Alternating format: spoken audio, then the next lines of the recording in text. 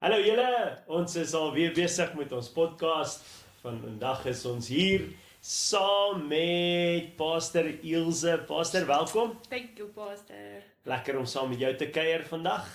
Pastor JP, ek weet nie wat doen hy nie. Wie jy? Nee.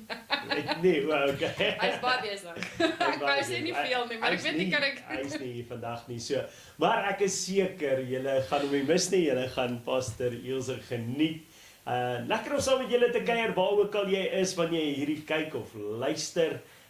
Hierdie is vir ons regtig 'n tyd om net te gesels en saam te kuier en ons weet, ons is bewus daarvan dat daar mense is wat hierna kyk en luister. So ons glo en vertrou dat dit wat ons hier bespreek in jou lewe 'n verskil sal maak en net iets, jy weet, al is dit net 'n saadjie wat 'n boontjie laat groei of jou net vir 'n oomblik weer bewus maak van iets wat die Here doen of besig is om te doen. Wat ek geniet van die podcast is die feit dat ons die vorige week se preek bespreek. En 'n bietjie tyd het om te sit en net bietjie te gesels oor wat die Heilige Gees gedoen het en nog steeds doen as gevolg van daai woord. Die woord van die Here hou nooit op nie. Hy gaan uit en he just continue doing what he's To do stuff. Is dit nie waar verdiep vandaan kom nie? Yep. Die idee is om te stop en te verdiep op dit wat ons sê. En wat ek love is 'n mens kan hoor wat was agter die preek gewees. What happened, die toeloop dalk nie altyd genoeg tyd het om dit te kan deel nie. So dis altyd soos 'n sneak peek van hom. Ja, lekker. So as ons vir onsself lag en as ons foute maak en gesels weet dat hierdie is nie rehearse nie, dit is lekker om saam met julle daar te wees waar ook al julle dan nou luister vandag. Yes. So Pastor, ek het Sondag gedeel oor die gedagte waar Jesus die disippels besoek na hy opgestaan het en dan spesifiek by die see van Tiberius. En Petrus wat vir hulle sê kom ons gaan vang weer vis. Dit is baie so cool in die Johannes skrif, nê? Dat Johannes verwys na Petrus wat gesê het hulle moet gaan visvang. So Petrus is die skuldige een en dan noem hy almal by die naam wat saam gaan visvang het, maar hy noem nie sy naam nie, nê? Die disipel wat die mees geliefd is. Hy verwys op 'n stadium so na hom, maar interessant wanneer hy die name noem van die wat gaan visvang en dan sê hy die seuns van Zebedeus. So hy verwys na Petrus en sy boetie en dan die seuns, my pa se seuns, hulle het gaan visvang. Hulle is terug na die ou goed. Hulle is terug na hulle ou huis toe.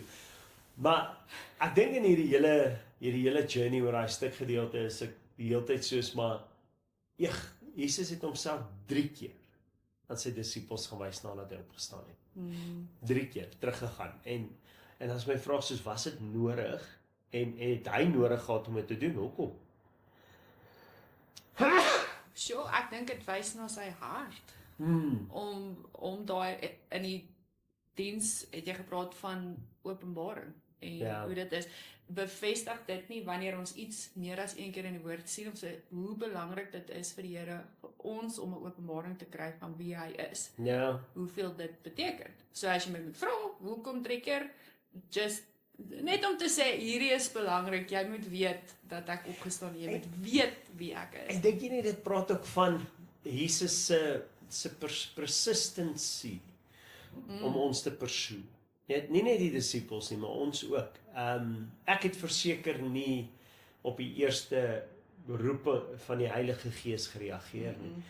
Paulus, die woord verwys na Paulus, jy kan nie bly skop teen die prikkels nie, jy weet, so ek dink dit verwys na sy karakter, sy hart, soos jy sê, sy begeerte om elke persoon te bereik.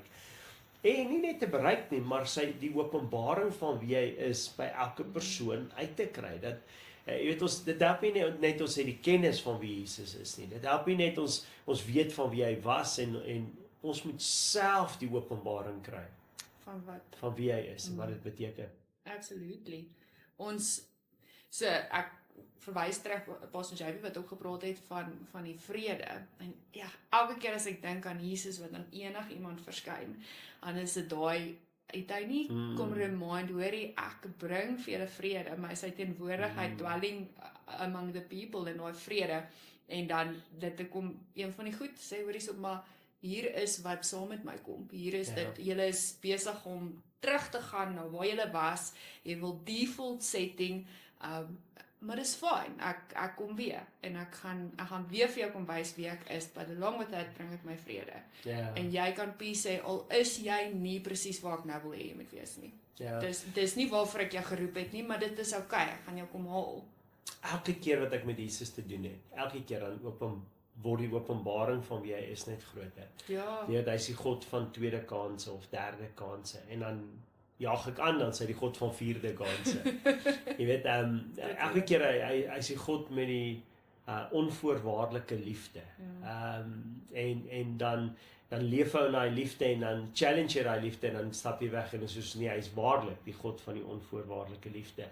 Hy is die God wat wonderwerke kan doen. Hy sê vir hulle, gooi die net aan die ander kant, jy weet, en toe vang hulle hierdie ongelooflike groot klomp visse wat hulle nog nooit gevang het nie. Wat 'n bewys is, hy probeer hom openbaar as die God wat wonderwerke kan doen.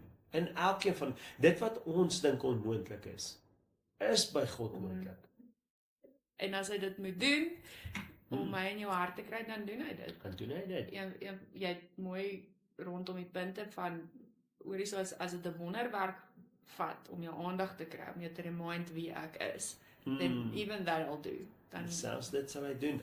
So ek meen, in die storie sien ons hy het hierdie openbaring gebring van wie hy is, en die grootte van wie hy is, en hy wil dit aan almal doen. Ek dink dit is so belangrik altyd om die boodskap terug te bring na ons lewens toe, en vir die kyker daar buitekant of iemand luister dan te sê dat die Here wil ook in jou lewe so openbaring vir jou gee. Hy wil hom in jou openbaar dat hy Immanuel is. Hy's nie net Jesus van 2000 jaar terug. Ons lewe nou nog in dieselfde dispensasie, dieselfde Bybelse tyd. Niks het verander van dit wat ons lees in Handelinge of in die Gospels. En die Gospels het verander, maar niks wat ons lees van na die kruisiging en opstanding. Niks het verander daarna nie. Selfde dispensasie, God openbaar homself op dieselfde manier aan ons. Ek het so 'n bietjie Sondag gedeel oor die ervaring wat ek gehad het met 2 engele nie nou lank terug nie. En Jesus doen nog steeds dit. Die engele is nog steeds daar. Ons het 'n geestelike wêreld, en God se begeerte is nog steeds om elkeen van ons hierdie openbaring te gee van hierdie almagtige God wat verhouding wil hê met ons. Amen. Maar terwyl jy praat, dink ek aan elke kyker, ek en jy, elke individu. Wat is die laaste keer wat jy dit ervaar het? En dan is my vraag, wat is die laaste keer wat jy dit gesoek het?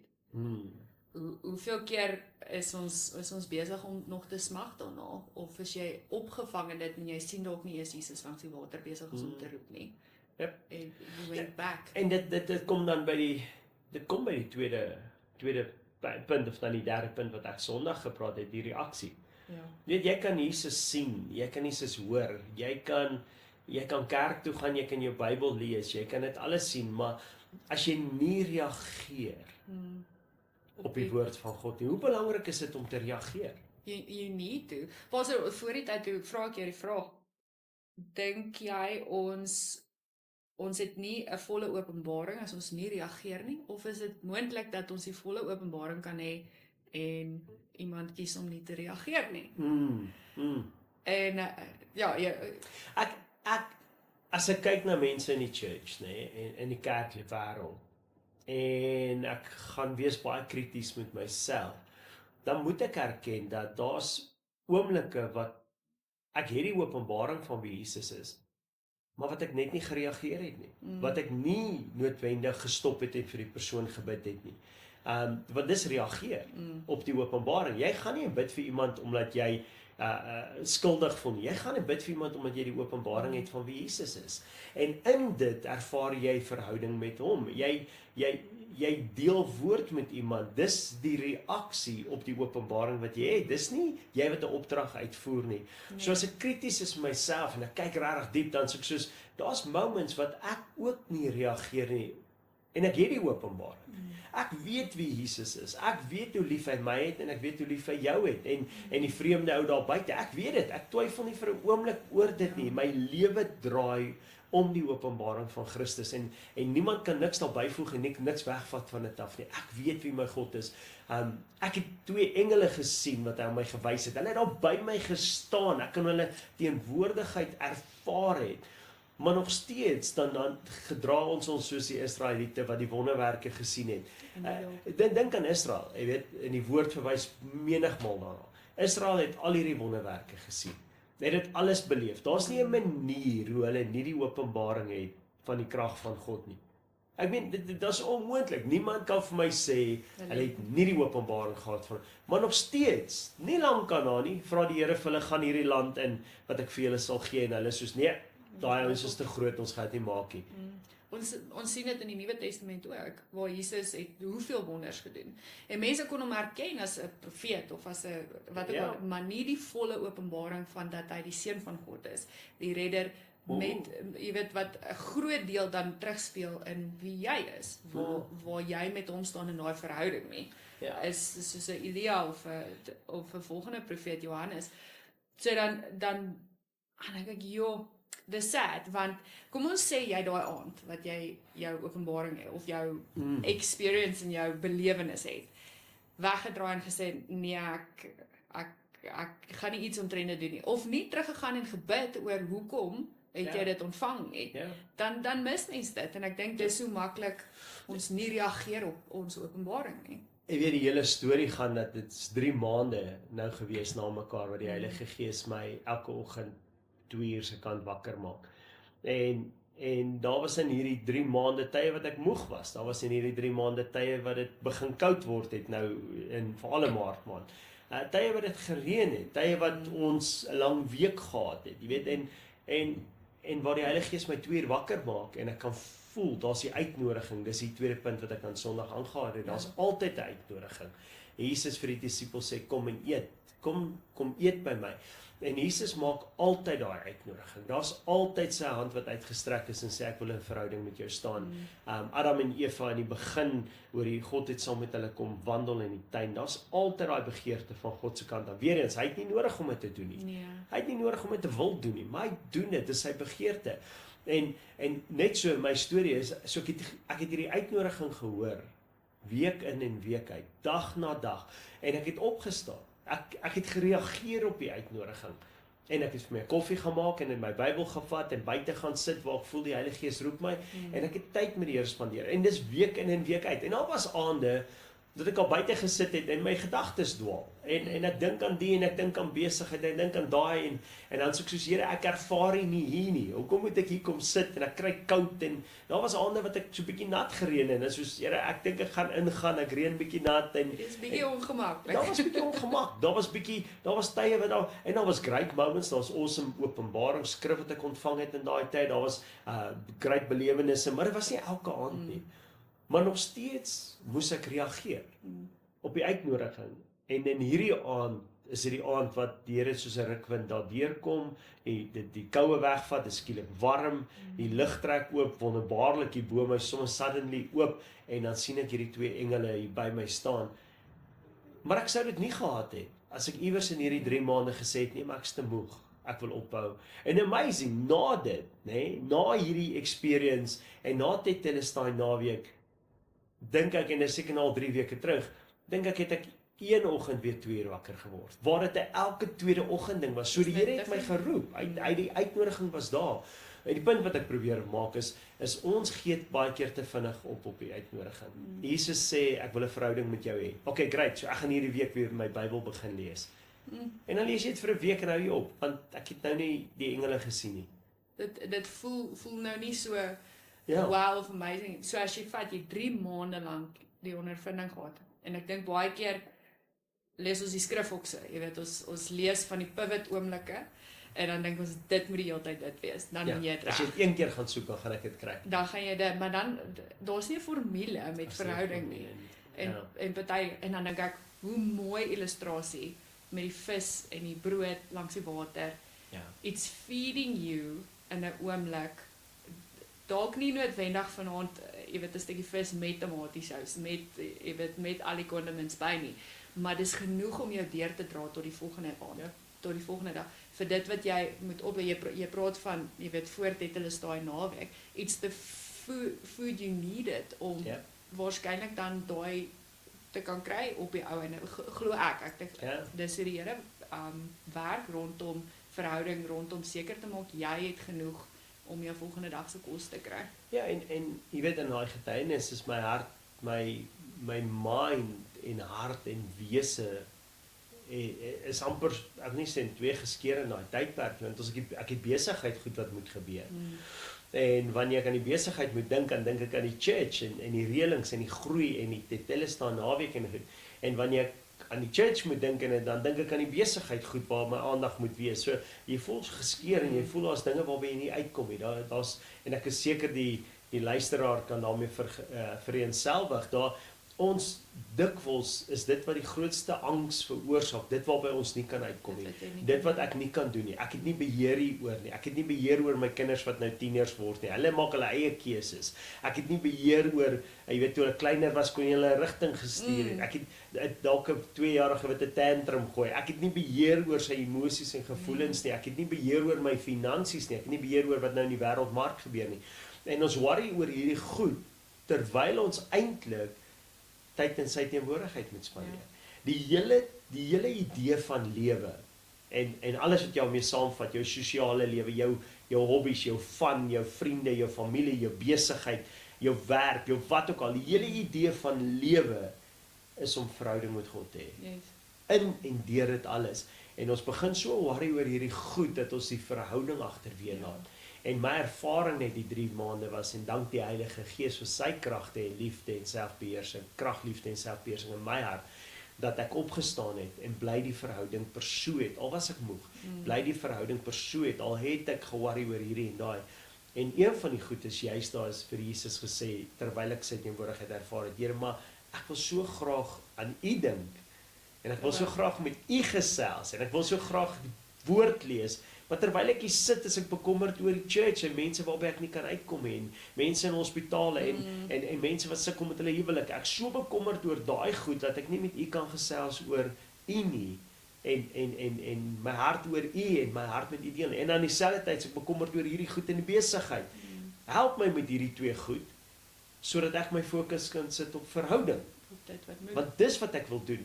En is in daai oomblik wat ek bewus geword het van die 2 engele wat daar staan en my oë oopgemaak het, en die Here vir my net wys en sê, "Maar hoekom worry jy oor dit wat jy niks kan doen nie? Hierdie engele, Hulle het dit. they've got that." Jy weet, en ja, daar's 'n rol wat ek kan speel in hierdie areas, maar terwyl ek nie daar is nie, en terwyl ek nie die rol kan speel nie, they've got it. Dis hoekom die engele daar is. Dis dienende geeste.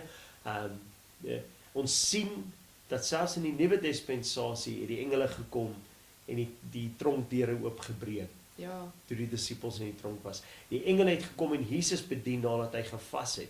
Die engele het gekom en dinge gedoen. Ons sien dit in die Nuwe Testament. Ons sien in die Ou Testament hoe God sy engele opdrag gee aangaande sy kinders. Dis very, wat's die woord, om berusting te vind in die feit dat ons gaan nooit alles kan beheer nie. Ja. Ons kan nie, en dan stuur die Here dit en hy doen soveel keer bo-natuurlik, en is lekker om te weet dat ons 'n Vader het wat bereid is om vir ons te fight in die plekke waar ons nie kan nie. Ja. En dan op te staan. Ek dink dit is baie belangrik soos jy sê daai berusting, maar daai saam met dit daai vertroue te hê. Ja. Dat jy weet ons praat baie keer oor God wat bo-natuurlike goed doen. Dan sal ons sê die Here moet die wonderwerk doen want ek kan niks met daarin doen nie. En dan dink ek vir myself, het jy 'n benul? Het jy 'n idee van die krag wat God het by homself, maar ook deur sy engele? Het jy 'n idee van wie daai goed in hulle hande het? Jou kinders, wanneer jy hulle afgelaai het by die skool. Wie dink jy pas jou kinders op by die skool nadat jy hulle afgelaai het? Jou besigheid, die oomblik wat jy bietjie vakansie gaan hou vanaand as jy gaan slaap. Wie dink jy wie pas daai besigheid op? Vanaand as jy gaan slaap. Wie dink jy pas jou huis op? Wie dink jy wie staan daar en veg want onthou as die engele so groot is en kragtig is, dan is die demone net so groot want dis gevalle engele. En wie dink jy doen dit? En daar's 'n real spiritual world aan die gang. En ek dink as ons regtig 'n openbaring het van wat dit beteken, dan gaan daar sekere mense seker nog meer worry.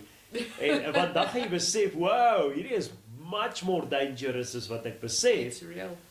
Maar dis die awesome ding van jouself die vrede vind in die feit dat, en is in Daniël 10, op die einde daar, in Daniël 10, waar die Here, ekskuus, dit was in Psalm 91, waar die Here sê, hy sal sy engele aangaande ons opdrag gee. En dan sal hulle ons help met die leeu en hulle sal ons help met die adder en die pad waar die klippe is en die engele sal ons help met al daai goed en dan sê hy hoekom hy dit doen want ons het hom lief. So Openbaring. As ons praat daaroor dan dink ek baie keer aan eenvoudige ding soos padrails. Baie keer ken ons die padrails en ons verstaan die padrails en ons weet ons moet dit toepas. Maar baie keer dan doen ons nie. Want jy voel nie dis reg of jy kan beter of wat ook al jy rede is om nie die padrails te volg nie. En dan kry jy 'n persoon wat moontlik dalk in 'n ongeluk was of iets het al gebeur en hulle het al die resultaat gesien. Dis waarby ek wil kom, die resultaat van volle openbaring. Ja. Nie dat jy weet 'n ongeluk veronderstel is, maar die moontlikheid van wat kan gebeur wanneer ons 'n volle openbaring het om sekere goeders te doen. En dan wonder ek as ons die resultaat ken. Ja, ek dink mense gaan bang wees. Ek dink, maar as jy dan die volheid van die openbaring het en die resultaat, hoeveel te meer Vader se liefde, se beskerming en alles. Want ja, is gevalle engele, maar dis slegs 1/3 is altyd in minderheid. Ja. Die krag, die hoeveelheid wat die vyand kan doen is altyd in minderheid. Ja, dis mooi. En ons moet dan vir daai rede ons verhouding met die Here oppas. That's it. Want die volle resultaat van daai verhouding is die feit dat jy 2 engele het wat vir jou beklei. Is daai is die dele waar jy nie kan uitkom nie en dan moet jy fokus op dit wat die Here vir jou openbaring van wat dit is. Ja. En ja, dan sal die persoon stop by die stopstraat want hulle verstaan. Ek sê altyd dat die gevaarlikste persoon is die persoon wat nie die konsekwensies ken nie. Ja. Want as jy nie die konsekwensies ken nie, dan is jy roekeloos. Want jy weet nie hoe dit regtig voel nie. My jongste Lukel sal altyd vir my sê, "Pappa, jaag nou. Ry nou oor 120. Jaag nou." Hy is die deeltyd want en dan sê ek soos as 'n karre verbyvat, dan gaan jy obviously oor dit. En dan sê hy soos, "Maar jy breek in elk geval die reël as jy oor dit gaan, so jy kan net sowel jaag." En sê ek soos, "Nee, ek mag verby spoedgrens gaan as ek 'n voertuig verbyvat en is om vinnig terug te kom." En dan sê hy soos, "Dis so lekker. Sien niks het gebeur met ons nie." En dan so hy soos, "Ja, ry 200 en ry meer en hy gaan eendag as hy groot is wil hy." Dan sê ek soos, "Moet alhoewel jy so praat, omdat jy nog nie in daai ongeluk was nie. As jy sien hoe vinnig 'n ongeluk gebeur en jy het al seer gekry of mense naby aan jou verloor in 'n ongeluk, dan gaan jy anders te kyk na hierdie ding. Jy gaan 'n ander opinie hê. Ja. Want jy ken die konsekwensies. Is 'n bietjie geproef van dit. Jy het gevoel van dit, so jy het 'n groter openbaring van wat dit regtig is. En jy besef, so ek dink aan Lukel een keer in die wildtuin. En tel my van right for that. Ja. En ons sit in die bus en daar het iets gebeur en something happened en later toe sê sy nou dat ek groter is, nou verstaan ek beter. Ja. Want iets het gebeur wat hom bietjie laat skrik vang het. Ek kan nie onthou of Jy kan maar sê ek het naby aan die olifante gekom. Ek kan nie seker of dit die olifante was nie. Was dit die olifante? Ek het reverse na die olifante toe en hy het soos in gaan nader want daar was hy klein olifantjie en stap en dis nie asof hulle gestamp het of iets nie, maar ek het nader reverse. Baie mooi gery spoedgrens alles. En hy soos gaan nader en hy's daar by my. Kom nou dad, moenie bang wees nie en toe kom die ma ingehardloop. Ja, en sy skit en toe hardloop hy daar en hy soos nee ry en hy het nog gesê, ek dink ons gaan vandag hier doodgaan. Ons gaan vandag hier doodgaan, want dis die resultaat van as jy Dis dit. En toe ons ry, toe hy soos, toe ek jonger was, het ek nie so gedink nie, maar nou dat ek groter is, en dis soos 'n paar minute later, is hy soos, en nou sien ek, dis baie gevaarlik. Dis die openbaring maak maturity, dis wat daar gebeur. En die sad ding is, jy kan een van twee maniere dit leer, jy kan either deur die seer en die pyn en die goed gaan, en ek kan dit vir iemand sê wat die hele tyd vir Jesus sê, nee, as Jesus sê, kom na my toe, kom sit by my, gee my 'n kans om te werk in jou huwelik, gee my 'n kans om met jou finansies te werk, gee my 'n kans, jy weet, vertrou my, en jy soos, nee, ek sal dit op my eie doen, en jy kan deur die seer en die pyn gaan van die lewe op jou eie, jy kan, en die Here gaan kwaad wees, hy gaan die hele tyd sy hand uitstrek na jou toe, of jy kan leer, en jy kan hoor, en miskien 'n boodskap soos hierdie ter harte vat, en sê, wow, ek weet wie God is, ek weet hy's liefdevol, ek weet hy's genadevol, en ek weet daar's 'n uitnodiging, en ek gaan ophou doen wat ek doen, of, jy weet, ek gaan radikaal wees, ek gaan soos Petrus in die water inspring, ek het Sondag, en dis hoekom ek op 'n stadium na my horlosie gekyk het, want ek het op 'n van my punte so vasgehaak, want ek het hierdie statement gemaak en gesê, dis baie keer nodig om radikaal te wees in jou reaksie. Jy kan nie net altyd, jy weet, dis baie keer om radikaal te wees en te reageer as jy weet dit waar jy is en dit gaan radikale reaksie vat om naby aan Christus te kom. En toe sê ek dink jy moet selfs jou werk bedank. En toe ek dit sê, toe moet ek nou langer tyd daar spandeer want ek moet dit nou verduidelik. Ek moet nou verduidelik want die laaste ding wat ons wil hê is en ek het dit toe verduidelik is mense bedank hulle werk want dit is moeilik en omdat dit moeilik is nou kan hulle nie nader aan Jesus beweeg nie. 'n Job is job, werk is veronderstel om moeilik te wees. Dis nie waarvan ek praat nie. Of mense bedank hulle werk want hulle wil liewers by die kerk weet gaan werk en dit sonder enige inkomste en dit wel is dit wat die Here gesê het of nie. Want baie keer is die motief daar agter, hulle wil nie die moeilike werk hê van fisiese werk en die verantwoordelikheid nie. En ek het toe nou na ek hierdie goed verduidelik het ek gesê dat waarvan ek eintlik praat is die lekker werk. Ek praat van jy wat so lekker werk en al die ander lekker goed van die wêreld geniet terwyl jy daar by jou werk is, dat jy nooit daaraan sal dink om te bedank nie, maar jy is ook besig om al hoe verder van die Here af weg te beweeg. En as jy nie by Christus kan uitkom terwyl jy al daai lekker goed het nie, baie geld het nie, baie vriende het nie en al hierdie goed jou nou al die sleg van die wêreld toe lok en jy besef dit nie eers nie, dan is dit dalk beter selfs om so radikaal te wees in jou werk te bedank. Wel, die skrif bevestig dit, as iets jou keer kap af jou hand, al uit jou oog. Jesus sê ja, is beter vir jou om sonder 'n oog in die hemel in te gaan, in die koninkryk van God in te gaan. As wat jy dit het en daai maak lewe makliker, maak dit gerieflik om volsig te hê, is great, dit help jou. Jou hande te kan gebruik, dit help jou. But it can prevent you from going into the kingdom. So baie keer moet ons radikaal wees. En daar's kere in my lewe waar ek kan teruggaan wat dit soos dit moes radikaal wees en ek het daai tyd aan gedink, soos ek sê my tyd het my bietjie begin vang. Maar ek wou nog 'n paar voorbeelde van radikale gedrag noem. Soos baie keer vat dit van jou om radikaal te wees en wie actually elke dag jou Bybel te begin lees. 'n purpose te hê met jou stilte tyd. Ja. Dit sê maar hoe is dit radikaal, pastor? Hoeveel mense doen dit? Hoeveel stop nog elke dag en sit 'n uur uit van hulle dag om tyd met die Here te spandeer? Nee, pastor, dis 'n bietjie radikaal. But that's exactly, sometimes it takes us just getting back to our roots and get radical about God and our faith. Dit gaan nie net daaroor om jou werk te bedank want nou kan jy lekker by die huis gaan sit nie. Baie keer dit is juist sometimes we need to get radical about our faith. Miskien moet ons weer so radikaal raak dat ons vir ons kinders bid voor hulle by die huis uit gaan of bid voor ons eet of jy weet die woord ernstig genoeg opneem om hom toe te pas. Jy weet as die woord sê vergewe, dan miskien moet ons weer so radikaal optree dat ons begin vergewe en grace wys. Miskien moet ons so radikaal raak in die uitnodiging van Christus dat ons weer sal begin genade wys aan die wat dit nie verdien nie, soos Christus dit aan ons bewys het. Jy weet, en daai klink radikaal, maar dis eintlik woord. Miskien moet ons net weer terugkom na 'n plek toe waar ons radikaal raak in konteks van vandag. En nou is die vraag, vir wat? Vir verhouding. Dit gaan nie oor die persoon wat jy vergewe nie, dit gaan oor jou verhouding met Christus. Dit gaan nie oor jou werk en wat se skade jy daar ly of wat daar gebeur nie, dit gaan oor jou verhouding met Christus. Dit gaan oor jou verhouding met Christus. Die uitnodiging is, kom na my toe, kom sit by my, hê 'n verdiepte verhouding met my. Hoe gaan ek dit regkry? Deur te reageer. Hoe reageer ek? Daai gaan die Heilige Gees vir jou wys. En in baie gevalle weet ons wat is dit, wat ons hou. As ek die bootjie voorbeeld van Petrus en Johannes hulle op die boot, daai bootjie was 'n comfort zone. Ja. Dit was 'n veilige plek geweest, 100 meter van die wal af. Dit was droog, dit was warm, dit was lekker, dit was gemaklik. En baie keer, ek het Sondag gesê, ek dink dit is een van ons grootste gevare, is om complacent te word in ons geloof en nie meer te reageer wanneer jy uitnodig in daai koue water in te spring en uit te swem, want dis radical. En baie keer is dit nodig vir ons om net weer te sê, wow, dis tyd dat ek weer my Bybel vat. Dis tyd dat ek dalk vir hierdie verhouding sê nee. Dis tyd dat ek vir hierdie girl of hierdie ou sê, sorry, gaan nie gebeur nie.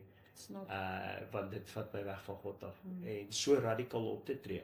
En mense kan jou van buite af bestempel en sê jy's radical.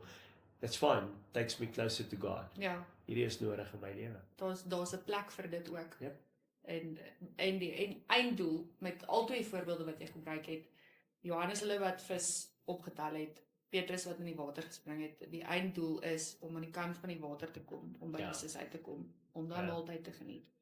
En te sê dat I'm seeking the relationship. Ja. Is lekker. As 'n mens jou oë gefokus hou op dit wat belangrik is. Dit is baie makliker om die res te doen, het sy dit is in die koue water spring, of die werk van die visse bymekaar maak. Ja, amen. Pastor, ek kan jou vandag vra. Het jy al ooit 'n engel gesien? Het ek, ja. Het jy al 'n engel gesien? En het jy dit met mense deel? Vandag, ek dink, ek kan dit deel. Whenever it happens, ek dink mense, jy kry verskillende reaksies. Jy kry die wat, ek dink jy mis dit, of jy kry mense wat saam jou excited is, en daar's daai baie keer bietjie minder, en dan kry jy mense wat dit is, nee, jy So die ou wat die reaksie het, nee, ek glo jy nie, jy lieg. Dink jy daai het al ooit 'n engel gesien? Nee. Hier sitting, knowing what I experienced, ek was die dag op pad Stofberg toe gewees, my wiel ek het nie seer gekry alles, en ek slank die pad reg oor een van die nedersettings, en ek weet toe daai dag, ek het moeilikheid. Dit is dit, ek kry lang gesukkel, lang storie, volgende oomblik stop daar ou met sy karretjie, en hy begin met my praat, maar hierdie ou ken omtrent elke persoon in my lewe, en dan praat ek van divers, verskillende tye, alles in dit en norens, ek sê, wat is die kanse van hierdie om te gebeur? Maar in die oomblik dink jy nie daaraan nie, en jy's busy, en obviously is ek gestres, want die mense is langs die pad, en later toe, praat toe verder, alles, my man kom toe, mense daar, help my toe nou, en toe ek die aand in die bed klim, vra ek 'n paar mense, hoorie, so hierdie persoon sê, hy ken julle as, nie een van die mense wat daai genoem het, ken daai persoon nie. En die Here sê vir my, wie dink jy was dit? Hoe dink jy? Perfect timing, presiese tyd, alles in die access, wow. Okay, dankie Jesus. En as ek nie daai experience het, dan is dit moeiliker om iemand te hoor, soos, hoe kan jy nie jou lewe omgekeer het? So, jy weet, jy deel jou experience, en ek sê, hoekom is ons nie besig om meer excited te raak? Hoekom is ons nie besig om op en af te spring? Wat gaan aan hierso? Jy weet, is daar nie 'n groot genoeg openbaring nie? Maar met die ondervinding, as ek sê, deels ons is te oorweldig, deels ons is net so dankbaar dat jy hulp kry en dat die Here homself aan jou openbaar het. Ek weet nie, maar ek dink, soos jou vraag is, die mense wat nie reageer, ek dink is moeiliker, because they just have not yet related. En ek stem saam met jou, en ek verstaan. Ek was skepties tot die eerste keer wat ek 'n engel gesien het, dus ek soos, okay, die Here doen dit nog steeds. Ek dink nie, dis die probleem met God se liefde en sy genade en sy openbaring van wie hy is ook nie. Mense buitekant, is mense wat skepties is. Is mense wat skepties is, want hulle het nog nie die openbaring nie. Hulle het nog nie beleef nie. Hulle het nog nie dit gesien nie. Hulle het nog nie so naby aan Christus gekom dat hulle die openbaring het van sy liefde, sy genade, sy vrede, sy grootheid, sy alles nie. En daarom reageer hulle nie op die uitnodiging nie. En ek dink dit is so belangrik vir ons om daai ding te besef en te sê, hey, maar dis hoekom ons moet bid. Dis hoekom jy moet bid vir jou man of jou vrou, sou hulle op 'n plek wees waar hulle skepties is en nie, jy weet, nie reageer op die uitnodiging nie. Bid vir jou kinders, dat die Heilige Gees, want op die einde van die dag, dis die Heilige Gees wat die openbaring bring. Dis die Heilige Gees wat die uitnodiging maak. Nee, wat ons hoor, jy hoor die uitnodiging in jou hart of van die kansel af, hy maak die uitnodiging, maar is ook die Heilige Gees wat die persoon die krag gee om te reageer. So it's everything, it's about him, en dis alles gaan deur hom en vloei deur hom, en ons moet bid dat die Heilige Gees mense daai krag sal gee, en hulle sal luister, en dan sal oorhaal om te reageer, wanneer hulle hierdie openbaring het en daai uitnodiging uitgaan.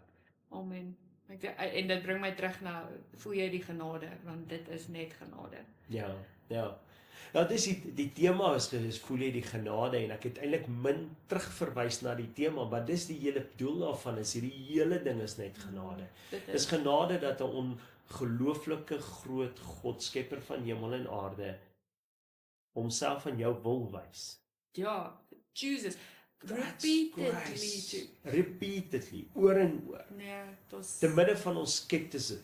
En dan is dit hoeveel genade is dit dat hierdie God jou nooi. That's so much grace dat hy jou nooi en wil fellowship. Ons weet wie hy is. Nou weet ons wat sy hart is. Dit is soveel genade. En dan net die feit dat jy kan slegs reageer deur sy krag. Maar sy krag is vir almal. En is He daar. wants you to have And he this still moment. wants you Ja. to realize it en om te reageer op. Ja. So dis soveel genade. Voel jy die genade? Voel jy die genade? Voel jy sy liefde? Voel jy sy Amen. teenwoordigheid? So van my kant af, Pastor Ilse, is die laaste ding is, ek bid vir elke persoon wat hierdie podcast hoor, vir wie jy dit ook al stuur, of jy nou skepties is of nie, en of jy nou glo dat ek engele gesien het of nie, en of jy dan, wat ook al jou skeptisisme is, mag jy net vandag, vir 'n oomblik, stil sit en besef, dat die God wat ons dien, die God wat ons verklaar, is wie hy sê hy is. Amen. En sy begeerte is om 'n verhouding met jou te hê. Dieper en meer naby as wat jy nog ooit in jou lewe gehad het. En daar's 'n uitnodiging na jou toe.